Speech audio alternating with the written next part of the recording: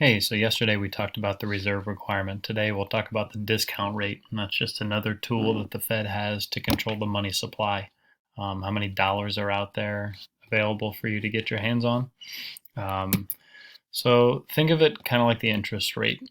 Um, Remember the interest rate you would pay on a loan from the bank, right? So you borrow money, there's a fee associated with you borrowing that money.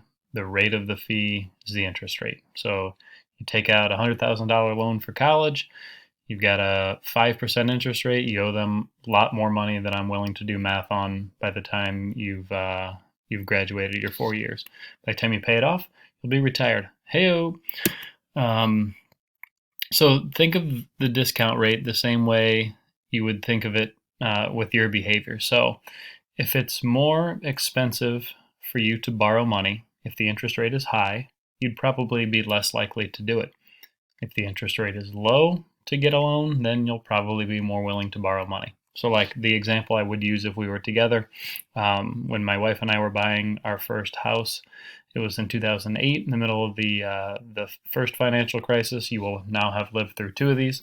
Um, but anyway, home prices were going down, nobody was buying, and so interest rates were really, really low. So we bought a bigger home than we would have otherwise.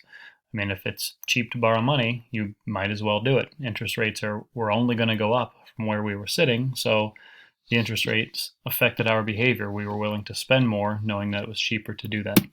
So think of the discount rate as the interest rates a bank would pay.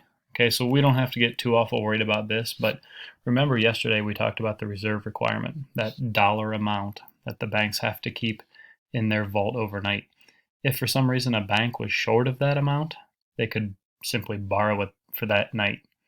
That's what it really that's what the discount rate really is.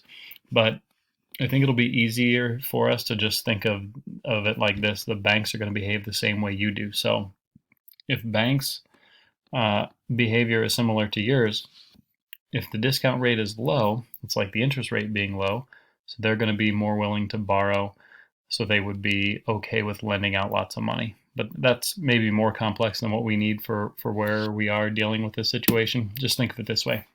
When you're answering the questions, think, what would you do if you were looking at an interest rate? Banks will do the same thing. Okay, so just substitute in interest rate for discount rate, and then you can answer it basically the same way. And I'll talk you through that right here.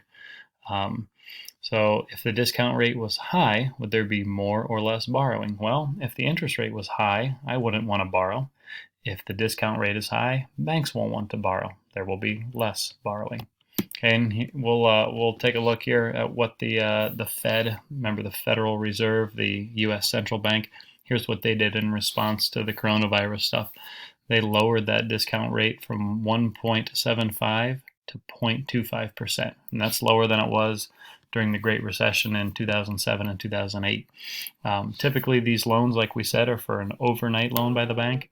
They've extended that to be 90 days. So they're taking some pretty substantial steps to make sure people are able to borrow from banks.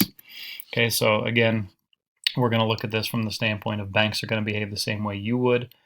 How would you react in this situation? Substitute interest rate for discount rate, and it's the same thing. Okay, so again, let's think about what we want to happen. The Fed here wants to slow inflation.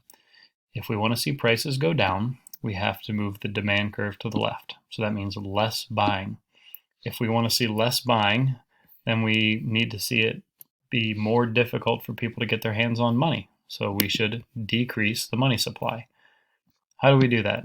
Well, if we were going to see people borrow less, we would expect to see the interest rates low. So we're going to, or excuse me, the interest rates high if people are going to borrow less. So we're going to substitute interest rate for discount rate. In order to decrease the money supply, we should increase the discount rate. Make it more expensive to borrow. People won't want to do it. They won't spend. And so we'll see prices going down. And the effect would be contracting the economy. Okay, so this one's obviously going to be the opposite for number two, but let's talk through it. The Fed wants to encourage more people to borrow money for their businesses. Okay, so if we want people to borrow, we better make it cheap, right? I'm not going to take out a giant loan to buy a car unless it's cheap for me to do it. So if we want more people to borrow, we need to increase the money supply. How do we do that? we make it cheap to borrow. We decrease the discount rate. And the effect would be expanding the economy. Remember, 70% of our economic stuff is just people like you and me buying things. Okay, it's like 70% of the economy is consumer spending. So if we want to see the economy grow, if we want to see expansion, then we have to make it easy for people to get their hands on money. In this case, the tool they're using to do that is the discount rate. If you make it cheap to borrow, more people will do it and more people will spend, and that will help create economic growth. If you have any questions, make sure to email me tomorrow.